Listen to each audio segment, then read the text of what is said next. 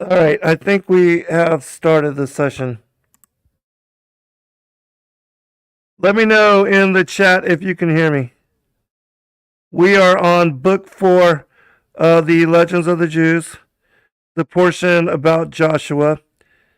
This is the 91st episode of the Legends of the Jews. Okay, thank you, Tammy. I appreciate that. Just wanted to make sure that you could hear me okay. We don't have a lot of people here. Shalom. Hello, Donna and Tammy and Sherry and everybody else in the chat. I can't really see everything, but all right, let's make sure this is rolling correctly. Okay, thank you. That's what I wanted to confirm. All right.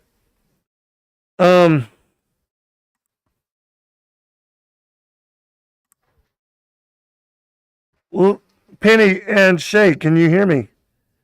Because I am not hearing you guys at all. Let me check this here, and then we'll get started.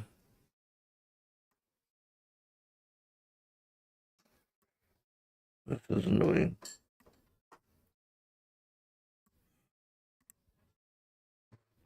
All right.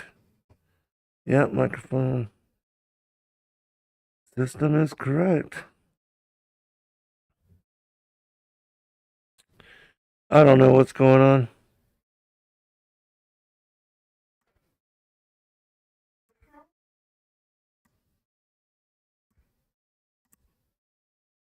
For some reason, I'm not hearing the people that are in the Discord channel with me.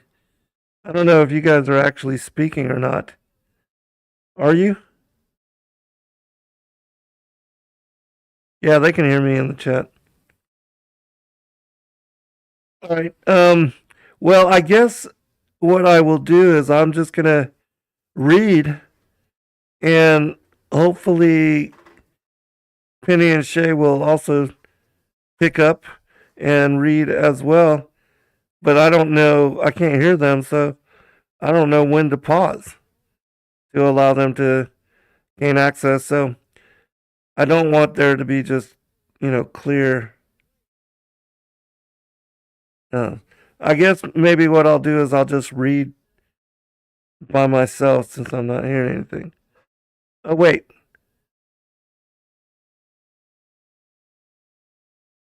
Well, Shay just muted, but I'm still not hearing y'all. Penny, can you hear me? Oh my gosh, it's ridiculous. I'm sorry, everybody. Again, I'm just not well advanced with all this technical stuff. So I'm going to just read.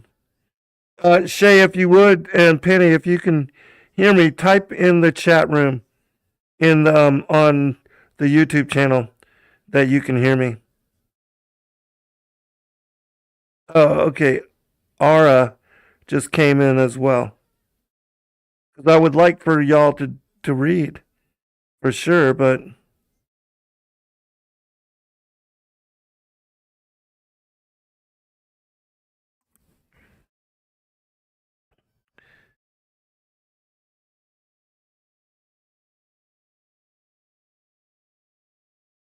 okay, Shay, you can hear me on YouTube, but you can't hear me in the Discord?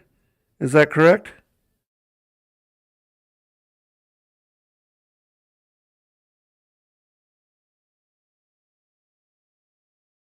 Okay, thank you, Jamie.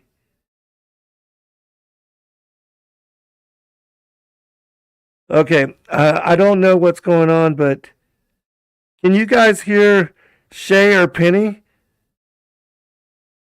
Shay or Penny, can you guys say something on the Discord and then let me know if they can hear you? They can't hear us in Discord. Okay, I don't know why that is. Can you guys go out and then come back in? We're going to start within minutes, anyways. Okay, yeah, they can't hear you.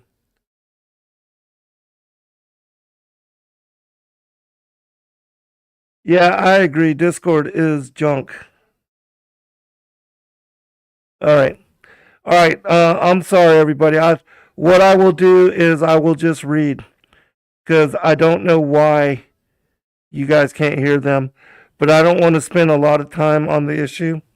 What I will do is when my son comes again, I'll get him to check it out, or maybe tomorrow, the next day, I can spend more time on it. But I don't want to dedicate an entire show to trying to figure out the technical difficulties and trying to overcome them. Okay, Penny left. I'm sorry, Penny. All right, I'm going to go ahead and read. And then I'll just read for this show. And then, we'll get everybody back in and get everything resolved for the next. I apologize, but thank you again, all of you that did take the time to join us this evening.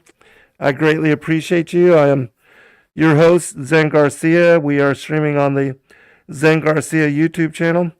This is as I said earlier, the 91st episode of our readings of the Legends of the Jews. And we finally arrived to the fourth book, which is one of my most favorites because it covers so many prophets and patriarchs and people that are little spoken about in the regular canonical material. And it brings forth a lot of stories, a lot of ancient stories, and a lot of ancient accounts that you're not going to hear of anywhere else in any other books, or, mostly there are extra biblical confirmations, parallels. But when it comes to the canon, a lot of this will be new to those of you that are King James Version only people, which of course I'm not. I do believe that the King James is inspired, even though it does have its alterations. And I also do believe that the Aramaic Targum is the translation and the version that people should read initially, especially if you're studying the first 5 books of the Pentateuch, the Torah, the books of Moshe that he wrote, because those are the oldest books. They were the only books that the Israelites had for the longest time, and they were the ones that were studied and vetted during the 4th and 5th century when they were taken into exile and banished into Babylon by Nebuchadnezzar for that 70-year diaspora. And it was during that time that the Israelites assimilated Aramaic as their predominant lexicon. It was the language of trade, and it was the language that was used in the Middle East by all people when bartering. And so the Hebrew kind of died out as a language, except for being, studied by the scholarly class. And all the scriptures that were written in the Hebrew were destroyed in the temple fire when Nebuchadnezzar took over Jerusalem and destroyed all the writings. And it was during that time that Daniel and Ezra, Jeremiah, they were taken into Babylon, and they began to write in the Aramaic. That's why we see that Jeremiah, Daniel, the book of Baruch, and others that were contemporary during that time, they were written in Aramaic. And so we are fortunate enough this day and age to have what is called the Targum. Targum in the Aramaic means translation. And we have the English translation of the Aramaic translation of the Hebrew Torah. And so it, in my opinion, is the most ancient account that we have preserved. And when you read and study it, you will gain greater insight in the canonical materials than what you find in most other places, in similarity to our study with the legends of the Jews. All right, I'm going to go ahead and start reading. I'll just read through. I'll stop about 10 minutes into the very latter part of the show. I'll look at the chat. If you have any questions or comments, you can place them there then, and I will share them with the rest of the community. All right, here we go. As I said, this is book 4 of the Legends of the Jews, first chapter. Joshua, the servant of Moshe. The early history of the first Jewish conqueror in some respects is like the early history of the first Jewish legislator. Moshe was rescued from a watery grave and raised at the court of Egypt. Joshua, in infancy, was swallowed by a whale, and, wonderful to relate, did not perish. At a distant point of the sea coast, the monsters spewed him forth unharmed. He was found by compassionate passers-by and grew up ignorant of his descent. The government appointed him to the office of hangman, and as luck would have it, he had to execute his own father. Wow. What a twist and turn that is. And certainly, that is not anywhere else mentioned that I know of. By the law of the land, the wife of the dead man fell to the share of his executioner, and Joshua was on the point of adding to patricide another crime equally heinous. He was saved by a miraculous sign. When he approached his mother, milk flowed from her breast. His suspicions were aroused, and through their inquiries he set afoot regarding his origin. The truth was made manifest. Later, Joshua, who was so ignorant that he was called a fool because the minister of Moshe, he was called a fool, became the minister of Moshe, and God rewarded his faithful service by making him the successor to Moshe. He was designated as such to Moshe when, at the bidding of his master, he was carrying on war with the Amalekites. In this campaign, God's care of Joshua was plainly seen. Joshua had condemned a portion of the Amalekites to death by lot, and the heavenly sword picked them out for extermination. Yet there was as great a difference between Moshe and Joshua as between the sun and the moon. God did not withdraw his help from Joshua, but he was by no means close to him as to Moshe. This appeared immediately after Moshe had passed away.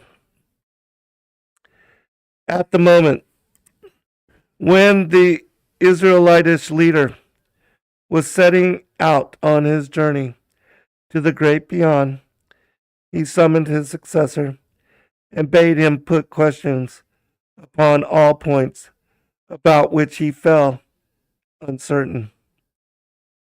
Conscious of his own industry and devotion, Joshua replied that he had no questions to ask, seeing that he had carefully studied the teachings of Moshe. Straightway he forgot 300 halakot and doubts assailed him concerning 700 others. The people threatened Joshua's life because he was not able to resolve their difficulties in the law. It was vain to turn to God, for the Torah, once revealed, was subject to human, not to heavenly authority. Directly after Moshe's death, God commanded Joshua to go to war so that the people might forget its grievance against him. But it is false to think that the great conqueror was nothing more than a military hero. When God appeared to him to give him instructions concerning the war, he found him with the book of Deuteronomy in his hand. Whereupon God called to him, "Be strong and of good courage. The book of the law shall not depart out of thy mouth."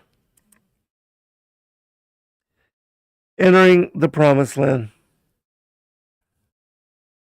The first step in preparation for war was the selection of spies to guard against a repetition of what had happened to Moshe. Joshua chose as his messengers Caleb and Phinehas, on whom he could place dependence in all circumstances. They were accompanied on their mission by two demons, the husbands of the she-devils, Lilith and Malah. When Joshua was planning his campaign, these devils offered their services to him. They proposed that they be sent out to reconnoiter,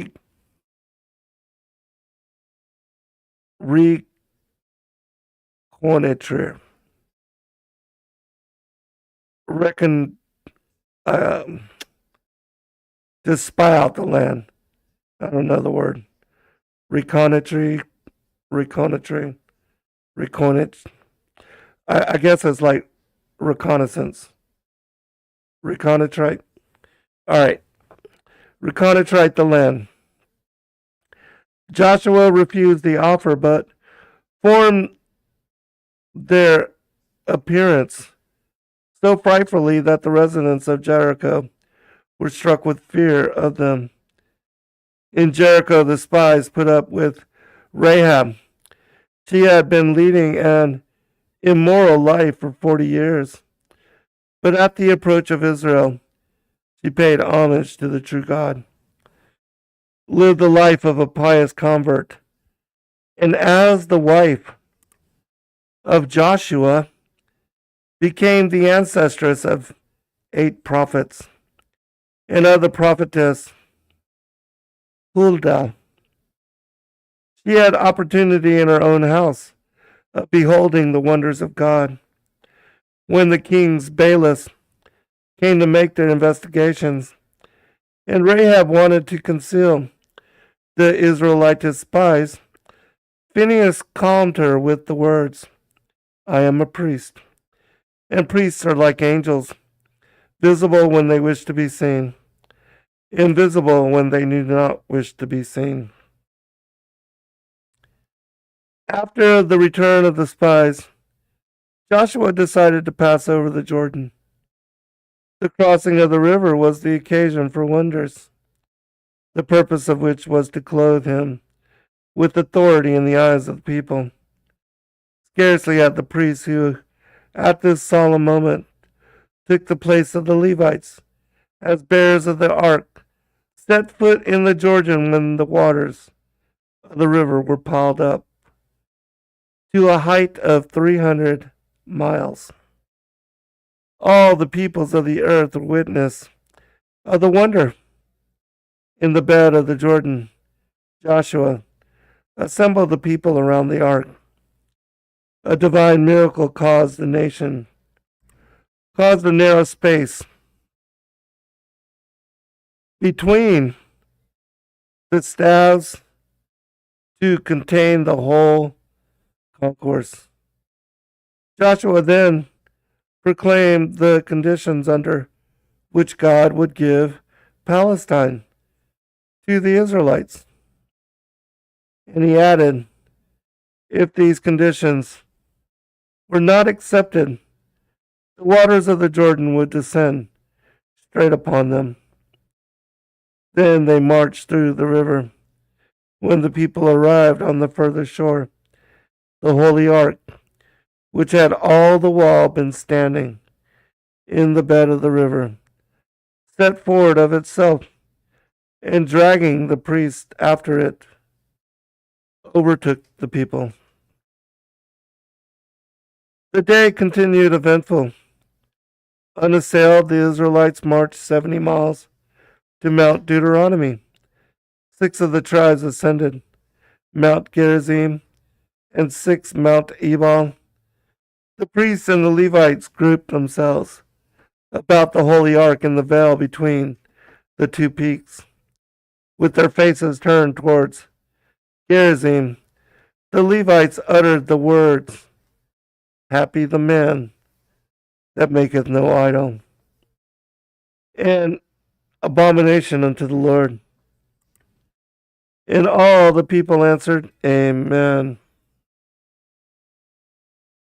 After reciting 12 blessings similar to this in form, the Levites turned to Mount Ebal and recited 12 curses, counterparts of the blessings, to each of which the people responded again with Amen.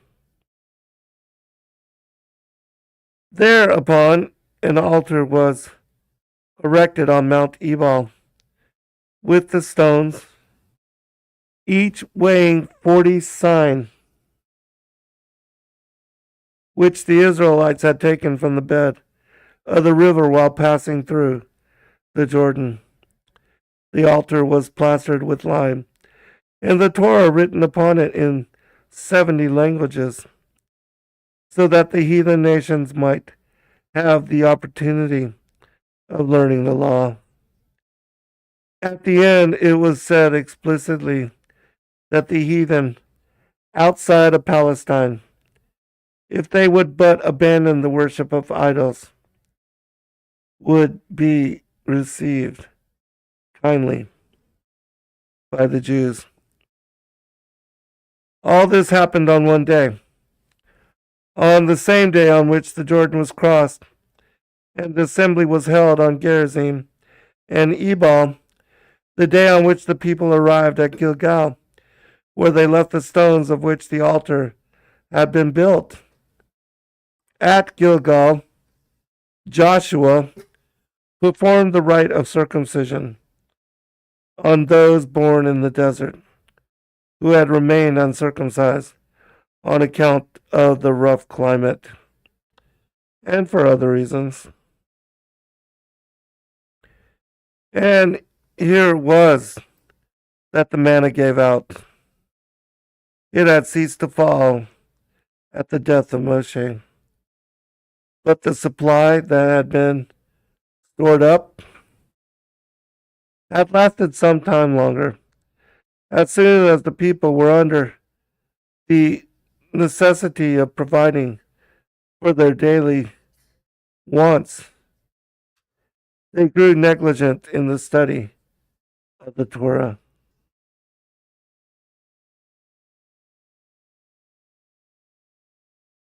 Therefore, the angel admonished Joshua to loose his shoes from off his feet, for he was to mourn over the decline of the study of the Torah, and bare feet are a sign of mourning. The angel reproached Joshua in particular with having allowed the preparations for war to interfere with the study of the Torah and with the ritual service. Neglect of the latter might be a venial sin, but neglect of the former is worthy of condign punishment.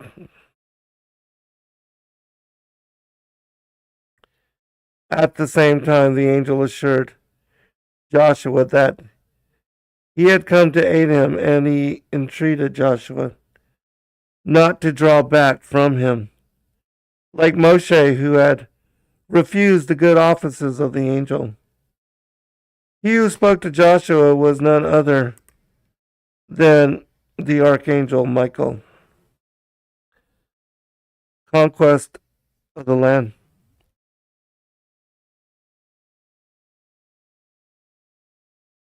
Okay.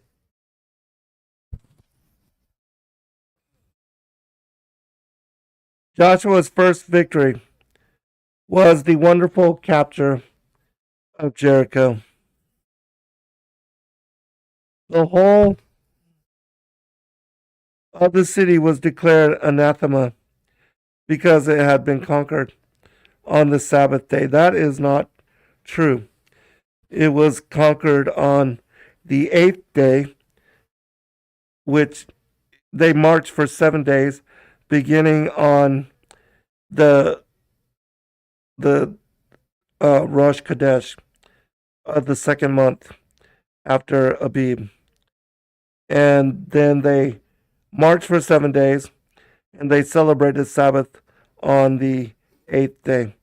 And so this commentary is not correct.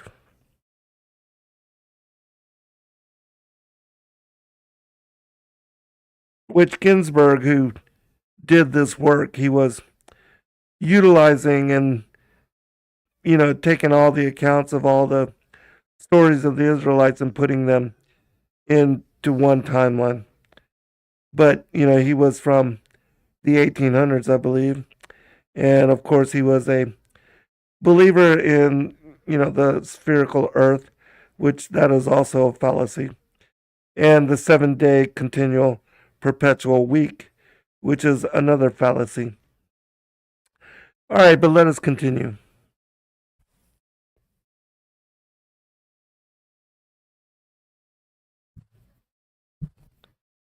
Sorry, my hair was in my way. Joshua reasoned that as the Sabbath is holy, so also that which conquered on the Sabbath should be holy. The brilliant victory was followed by the luckless defeat at Ai. In this engagement perished Jair, the son of Manasseh, whose loss was as great as if the majority of the Sanhedrin had been destroyed. Presently, Joshua discovered that the cause of the defeat was the sinfulness of Israel, brought upon it by Achan, who had laid hands on some of the spoils of Jericho. Achan was a hardened transgressor and a criminal from old. During the life of Moshe, he had several times appropriated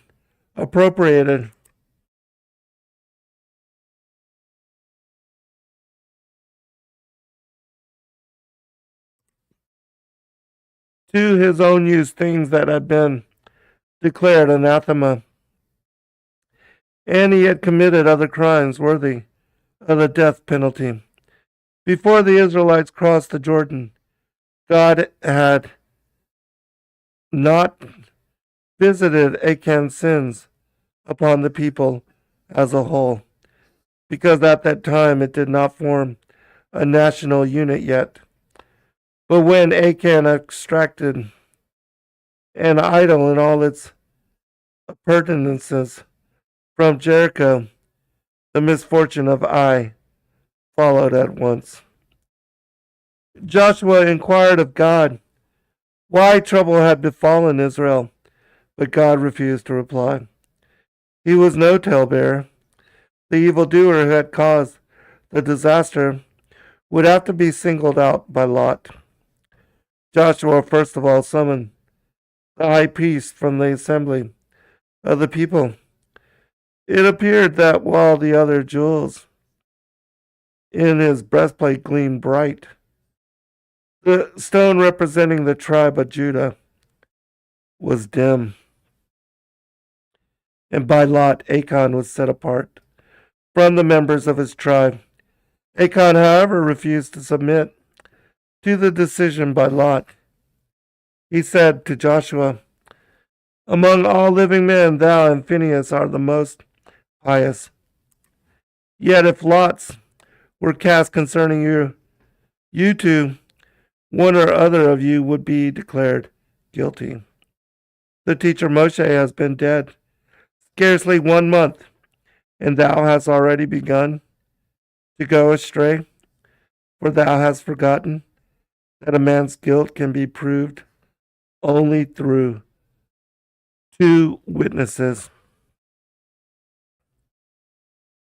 Endued with the Holy Spirit, Joshua divined that the land was to be assigned to the tribes and families of Israel by lot, and he realized that nothing ought to be done to bring this method of deciding into disrepute.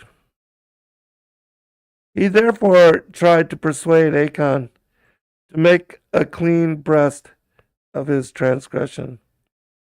Meantime, the Judeans, the tribesmen of Achan, rallied about him and throwing themselves upon the other tribes, they wrought fearful havoc and bloodshed. This determined Achan to confess his sins. The confession cost him his life, but it saved him from losing his share in the world to come. I remember the passage that, if your hand or your arm calls you to sin, that it's better to cut it off than to suffer it causing you to go to perdition. All right. We'll read for a little while longer.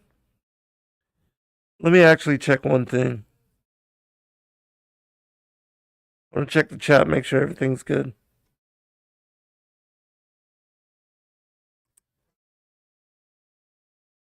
Okay.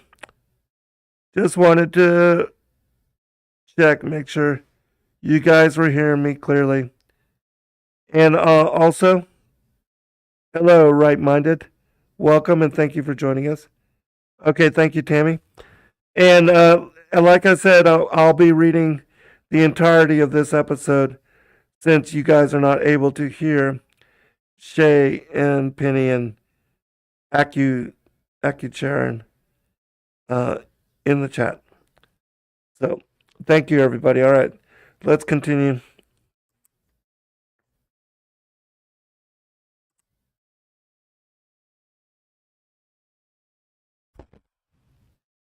In spite of the reverses at Ai, the terror inspired by the Israelites grew among the Canaanitish peoples. The Gibeonites planned to circumvent the invaders and form an alliance with them.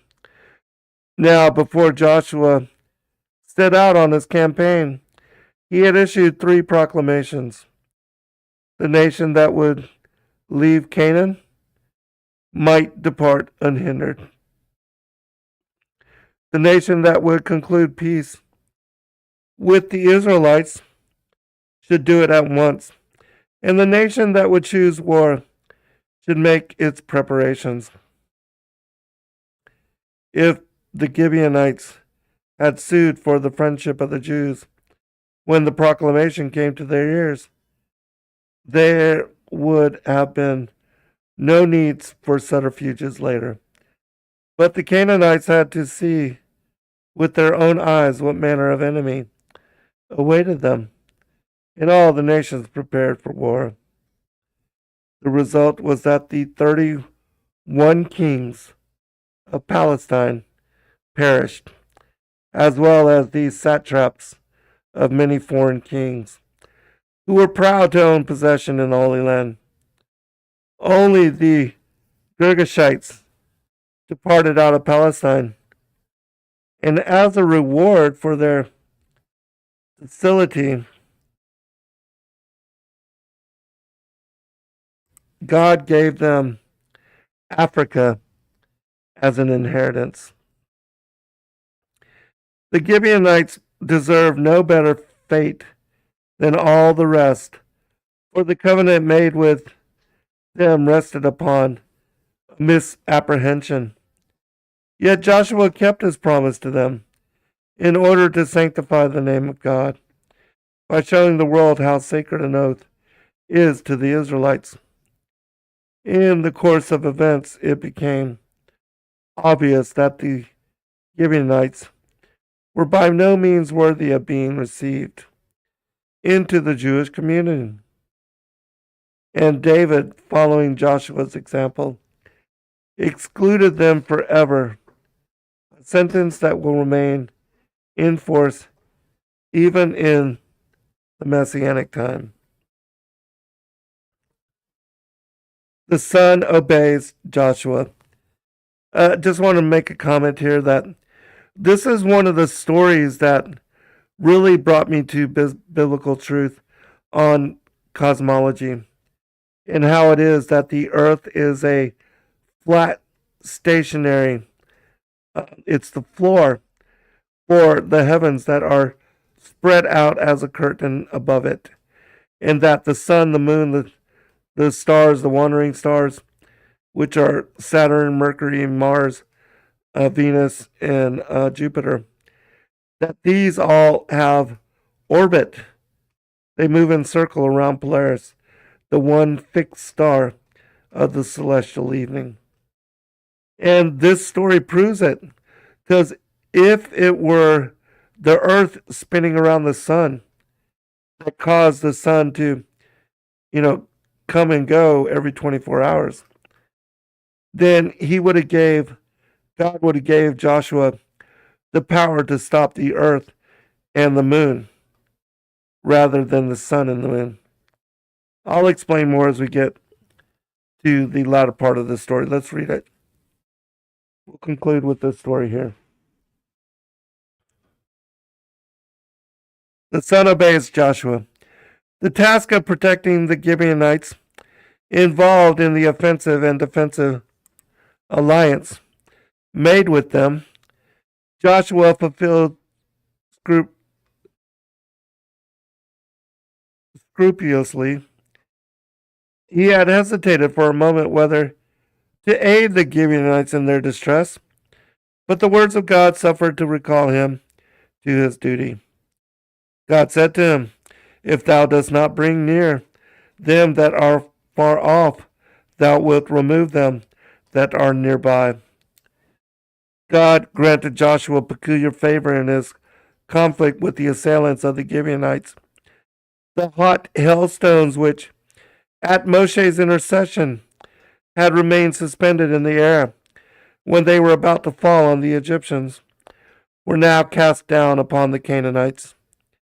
Then happened the great wonder of the sun's standing still, the sixth of the great wonders since the creation of the world. The battle took place on a Friday. Now, I just want to tell you that the Israelites do not name the 7 days of the week after pagan gods. They are, in fact, numbered 1 through 7. And they do not follow the Gregorian or Babylonian or pagan calendars. They follow the lunar solar, the Enochian calendar that is described in the book on the courses of the heavenly luminaries.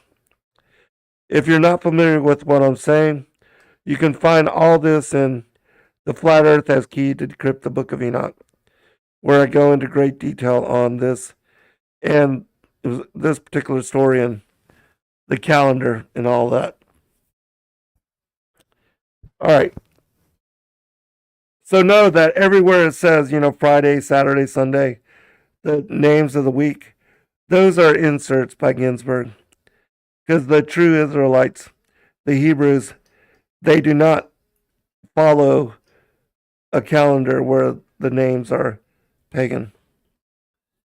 The battle took place on a Friday. Joshua knew it would pain the people deeply to be compelled to desecrate the holy Sabbath day, which of course they did not do, as I mentioned, and I'll bring up a passage after I read all this from the book of Joshua, which makes it very clear. that they did not um, break this covenant. Besides, he noticed that the heathen were using sorcery to make the heavenly hosts intercede for them in the fight against the Israelites. He therefore pronounced the name of the Lord, and the sun, moon, and stars stood still. The sun at first refused to obey Joshua's behest, seeing that he was older than man by 2 days. Joshua replied that there was no reason why a freeborn youth should refrain from enjoining silence upon an old slave whom he owns, and had not God given heaven and earth to our father Abraham? Nay, more than this, had not the son himself bowed down like a slave before Joseph? But said the son, who will praise God if I am silent? Whereupon Joshua, be thou silent, and I will intone a song of praise. And he sang thus: Thou hast done mighty things, O Lord. Thou hast performed great deeds. Who is like unto thee? My lips shall sing unto thy name. My goodness and my fortress, my refuge, I will sing a new song unto thee. With thanksgiving I will sing unto thee. Thou art the strength of my salvation. All the kings of the earth shall praise thee. The princes of the world shall sing unto thee.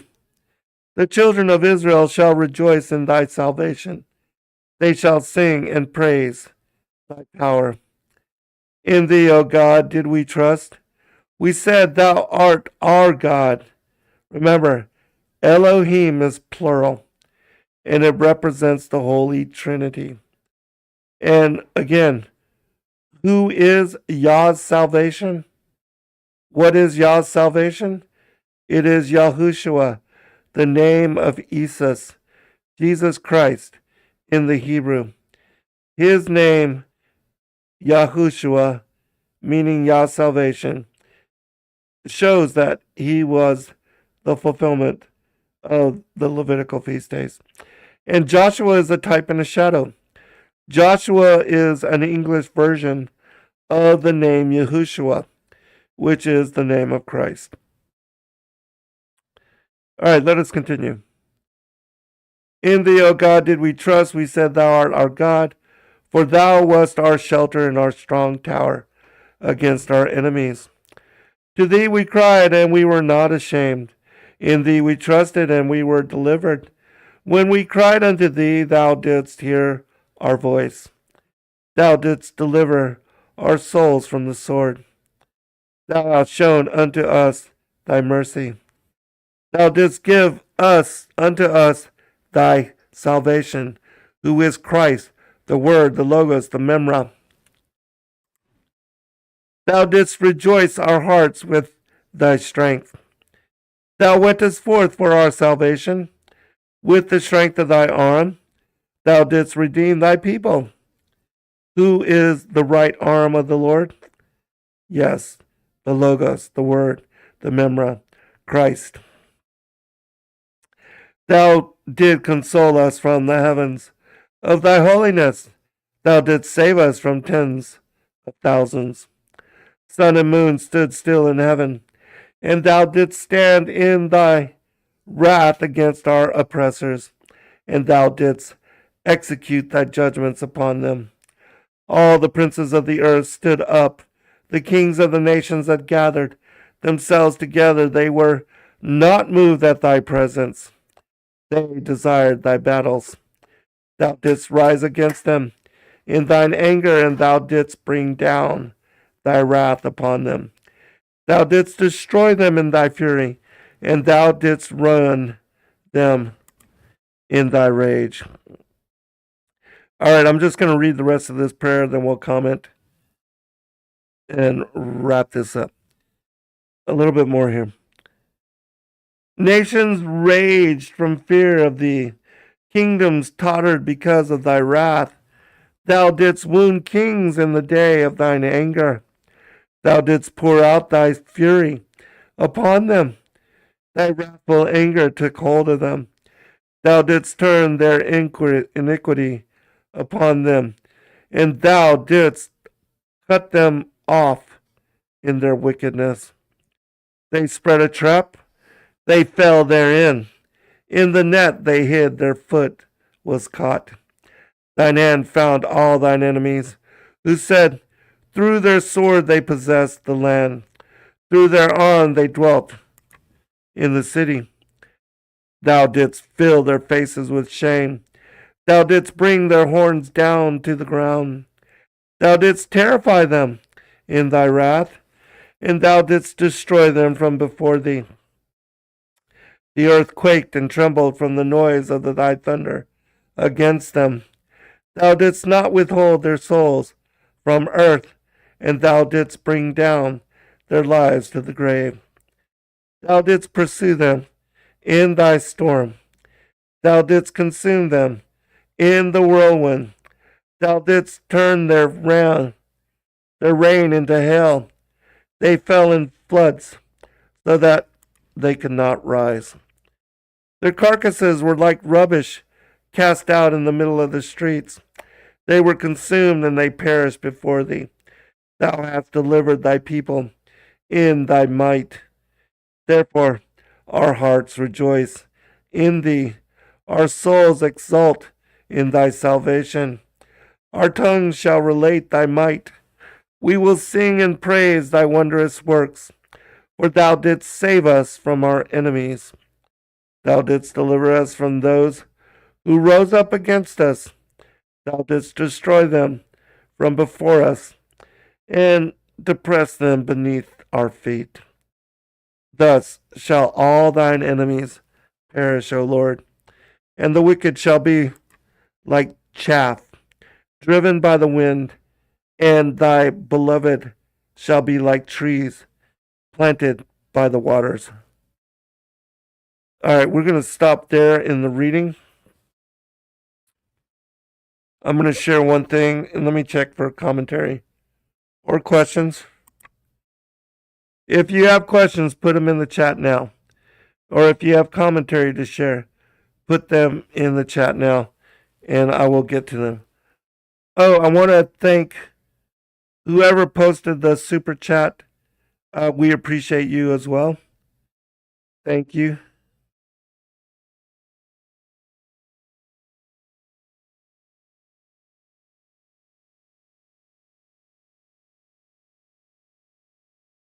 Yes, thank you, Donna.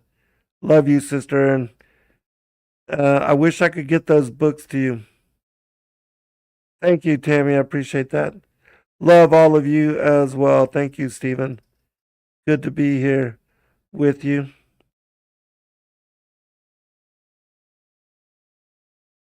Oh, thank you, Stephen Flowers, for this super chat. We appreciate you very much, brother. And thank you for joining us for fellowship.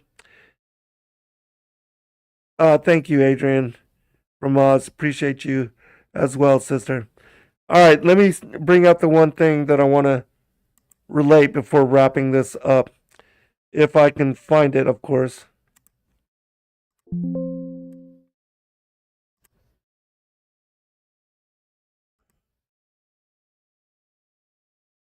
Oh, also know that I am working on the book cover of the Seekers of Lost Paradise. And so, yeah, I know I keep saying and delaying, but I promise it will not be long for me to release that. And I plan on sending out some copies, especially to those of you that have been, very supportive and generous to the ministry. We greatly appreciate you, and I want to, show how much that appreciation is. All right, let me see if I can find this document. Let's see.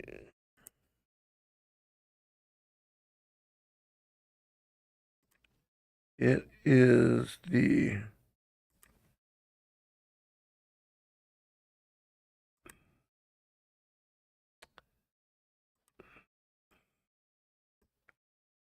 Okay, I'm just going to have to look it up. It should be in Jasher chapter 88. Let me just go there. It's what I was telling you about with regard to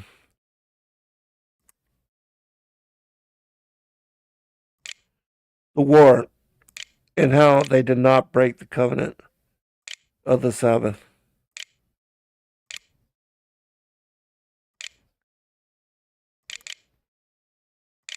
Which is another confirmation that, a lot of things have been lost in translation.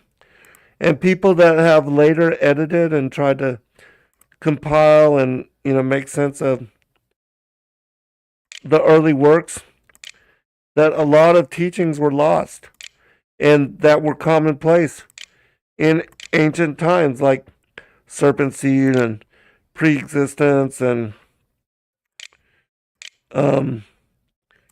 that we follow an Enochian calendar.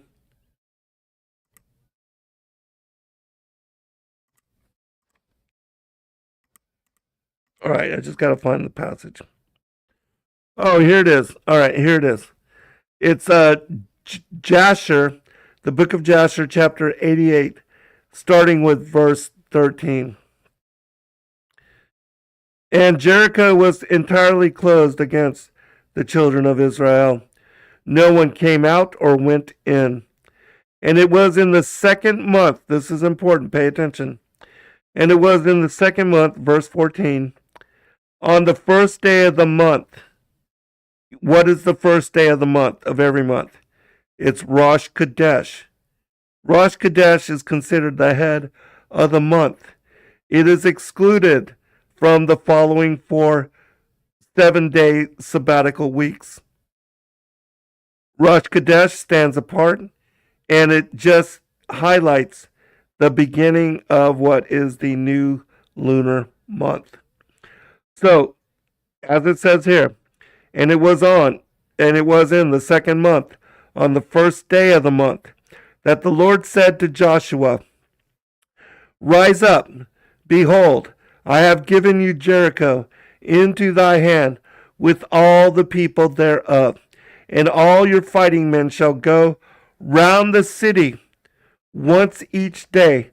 Thus you shall do for 6 days. And then what is after that? That is the 8th day, and that is the Sabbath rest. So they began their march on the first day of the month. They marched for 6 days after, which is 7 days, which should be, according to the Gregorian calendar, a Sabbath. But it's not, because it began on Rosh Chodesh.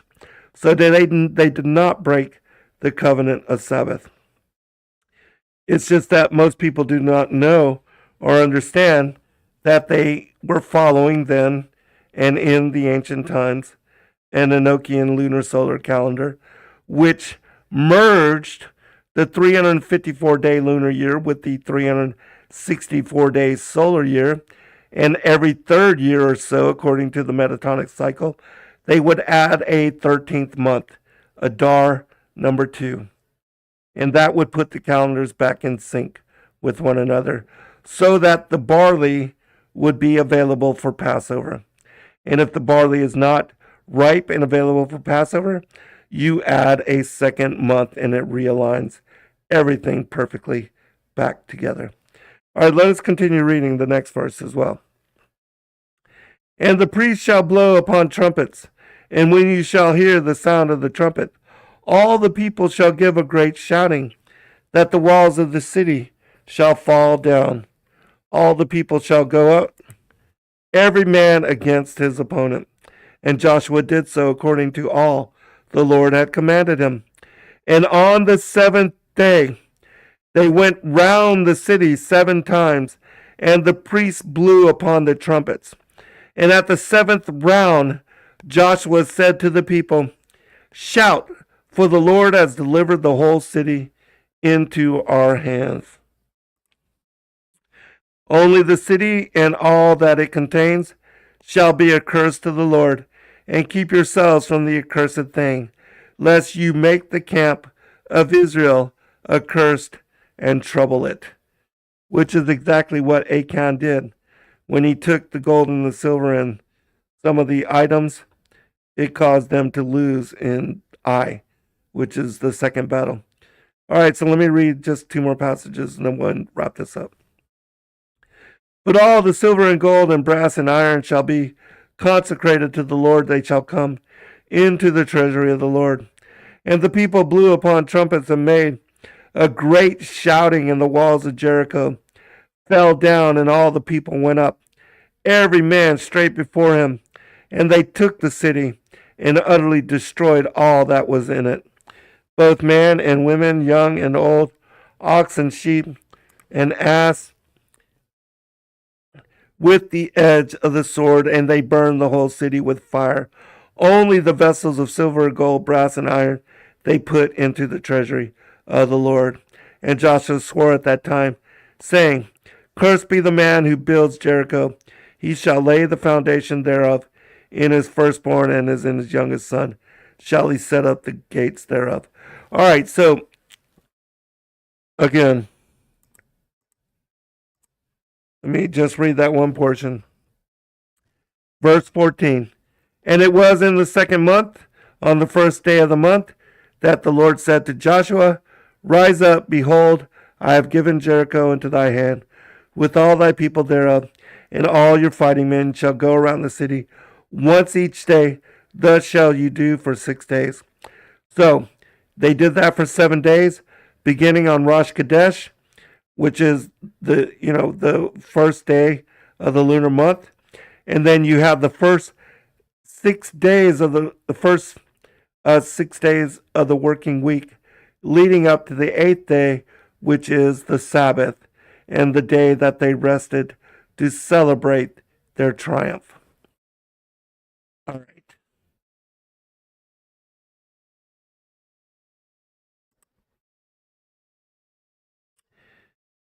All right, everybody. I greatly appreciate all of you. Thank you, Right Minded, for joining us as well. It's great to see new faces. And thank you, Brother Shea. I apologize again. I don't know what's going on with why they were not able to hear you and Penny, but we'll get it set up. I do not believe that there is actually, Tammy says that there is a Hebrew Hawaiian class next. So I'll go ahead and end the show here so that you can go over there and join them for that study. I appreciate all of you. Thank you, Sherry. Thank you, Right Minded. Appreciate you as well. Thank you, Richie, Tammy, Sherry, Donna, Brick, everybody. We appreciate you. Thank you for moderating always and for being here and for listening. And I want to thank you also for putting up and being patient with me. And I love all of you as well. Very much so. Thank you, Penny. And I apologize that you weren't able to read tonight. I hope you all have a blessed evening. And send my regards to Lisa and Noble. Be blessed all. Good night. Shalom.